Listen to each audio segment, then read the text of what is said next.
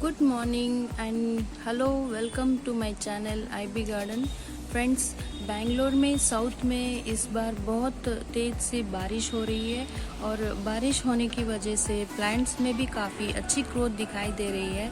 तो कुछ ऐसे प्लांट्स हैं मेरे पास जो और बहुत पॉट्स भी बड़े बड़े हो रहे हैं। तो चलिए देखते उनको इजीली कैसे हम प्रोपोगेट कर सकते हैं, रिपोर्टिंग कर सकते हैं। उनकी छोटे छोटे जो स्टेम्स है और दूसरे गमलों में डालकर कैसे हम अपने गार्डन को और एलिवेट कर सकते हैं। तो अगर आपको मेरे वीडियोस बहुत इंफॉर्मेटिव लगते हैं तो प्लीज़ कोई भी कमेंट कीजिए और मेरे वीडियोस को लाइक, शेयर और सब्सक्राइब कीजिए। मेरे चैनल कोई ज़बरदस्ती नहीं है otherwise. Okay, so stay tune with my channel IB garden. ये मेरे पास एक बहुत साल भर हो गया है जो मैं सिर्फ एक ही स्टेम से फिलोडेंड्रम का प्लांट्स लेके आई थी। Only one stem. आप इसकी पत्तियों से भी आप इसे इजीली ग्रो कर सकते हो, लेकिन अब तेज बारिश की वजह से बहुत सारे इसमें नए नए रूट्स आने लगे हैं, नए नए स्टेम ग्रो होने लगे।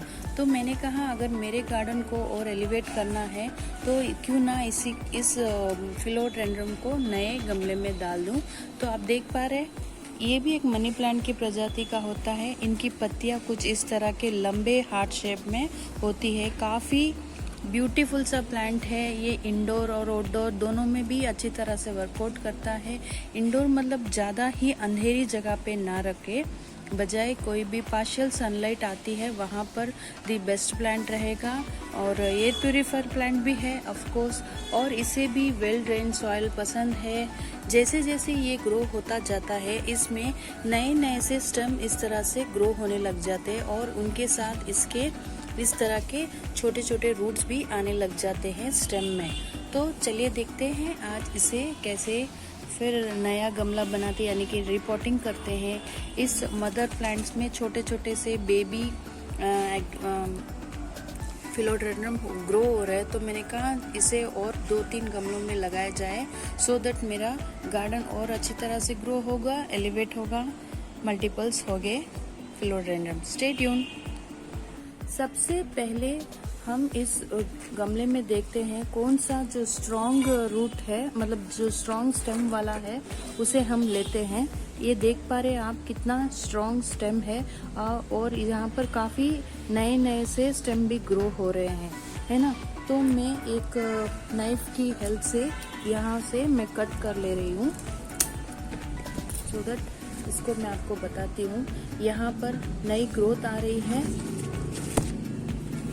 और बहुत ही हेल्दी स्टेम है ये, ठीक है ना। और इसके साथ एरियल रूट्स भी आपको दिखाई दे रहे हैं, तो इनका होना बहुत ही ज़रूरी है। ये देखिए, अगर ये नई ग्रोथ हो रही है तो इसके साथ इस तरह के छोटे छोटे रूट्स भी है ये, और यहाँ पर भी ये ग्रोथ हो रही है तो इनके छोटे छोटे यहाँ पर आप ये नोट्स देख पा रहे हैं। ये देखिए, तो यही है नोट्स जो हम फिर नए गमले में डालेंगे तो फिर जल्दी से नए रूट्स आ जाएंगे। तो अब चलिए देखते हैं। मैंने यहाँ पर एक स्ट्रॉन्ग स्टेम कर लिया है फिलोडेंड्रम का। काफ़ी खूबसूरत से पत्ते हैं, फ्रेश एकदम ग्रीनिश, लश ग्रीनिश दिख रहे हैं। इस तरह से मैंने एक स्ट्रॉन्ग स्टेम को कट कर लिया है। फ्रेंड्स, मेरे पास एक वेल ड्रेन मिट्टी ऑलरेडी मैंने गमले में तैयार करके रखी है।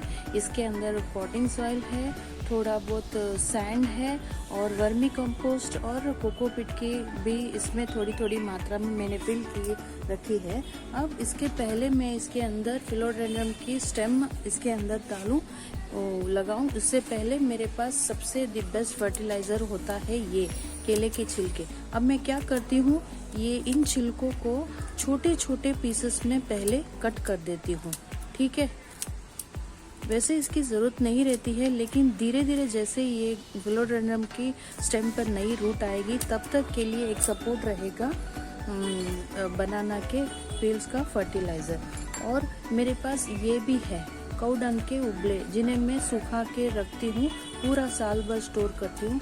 तो ये भी बहुत यूज़फुल रहेंगे, नए स्टेम्स आने के लिए बहुत ही फ़ायदेमंद रहेगा इस सॉइल के लिए। जल्दी से ही बूस्ट कर लेगा रूट्स। तो मैं इसके भी छोटे छोटे टुकड़े इस तरह के करके डाल रही हूँ। और आपको पता है सबसे सर्वश्रेष्ठ जो फर्टिलाइज़र होता है यही, इसके अंदर ना तो कोई केमिकल्स है और ये एकदम प्योर ऑर्गेनिक है। काऊ डंग के जो ये इस तरह के केक्स उबले बोलते हैं उनसे सुखा के मैं पूरे साल भर स्टोर करती हूँ इसे। तो ये भी बहुत अच्छा रहता है। आपके कोई भी प्लांट्स वेजिटेबल्स के हो, शो प्लांट्स हो या फिर सेक्युलेंट्स के लिए भी आप इसे यूज़ कर सकते हो। ठीक है, तो ये बहुत ही यस है फर्टिलाइज़र, वेरी गुड फर्टिलाइज़र है। तो चलो मैं इसे इस तरह से मिक्स कर लेती हूँ अच्छी तरह से। अब देखिए थोड़े थोड़े जो बनाना के छिलके हैं और काऊ डंग के जो उबले के टुकड़े हैं इन सबको मैंने अंदर जाने थोड़ा बहुत अंदर डाल दिया है। अब यहाँ पर एक छोटा सा होल करके अब मैंने यहाँ पर ये रूटिंग हार्मोन यानी कि एलोवेरा का थोड़ा सा इस तरह से जेल लगा लिया है। अब ये नोट जो आपको दिखाई दे रहा है, ये नोट इसे पूरी तरह से मिट्टी में डालना है। और यहाँ जो छोटे छोटे ये नोट्स आपको दिखाई दे रहे हैं ये कोई बात नहीं है, वैसे भी जैसे यहाँ पर नए रूट्स आ जाएंगे तो ये भी ग्रो होना स्टार्ट हो जाएगा और ये न्यू लीफ है। ठीक है फ्रेंड्स, तो अब इस तरह से मैं इसके अंदर डाल रही हूँ और इसे यूँ क्लोज कर रही हूँ। देखिए जो नीचे की तरफ से जो नोट थे वो ऑलमोस्ट मिट्टी के अंदर है। जैसे भी आप कोई भी नया पौधा लगाते हैं या फिर प्रोपोगेशन करते हैं, कुछ भी इस गमले को पहले ही धूप में ना रखें। ठीक है, तेज धूप में रखने से या ओवर वाटरिंग करने से भी वो प्लांट मर जाता है, क्योंकि इसको थोड़े दिन बहुत केयरिंग की ज़रूरत रहती है। तो ये बात ध्यान में रखें और ड्रेनेज होल्स का भी आप ध्यान में रखें। तो आप देख पा रहे जो नई ग्रोथ, नए लीव्स यहाँ से ग्रो हो रहे हैं वो मैंने ऊपर की तरफ डाल दिया है और जो नोट्स आपको मैंने दिखाए थे वो अंदर डाल दिया है। अब इसमें अब मेरे पास ये कुछ वर्मी कंपोस्ट है जिसके अंदर लाइव वर्म्स है, आपको दिखाई दे रहे हैं यहाँ पर ये लाइव वर्म्स है। तो मैं दूसरे गमलों से निकाल के इसके अंदर डाल रही हूँ। ये वर्म्स, लाइव वर्म्स जो रहते हैं वो बहुत ही अच्छे रहते हैं, इसे केचुए कहते हैं। आपके प्लांट्स के वेल ग्रोथ के लिए बहुत ही गुणकारिक रहते हैं ये लाइव वर्म्स।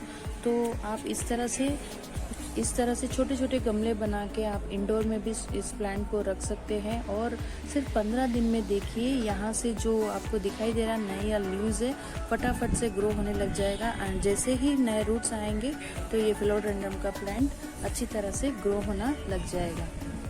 देखिए कितनी अच्छी पत्तियां है इनकी, एकदम ग्रीनिश लश ग्रीन।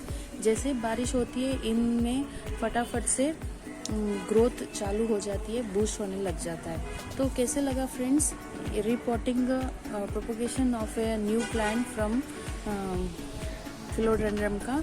अगर आपको मेरा वीडियो अच्छा लगा तो please like, share and comment. Until then stay tune, IB garden. Bye friends.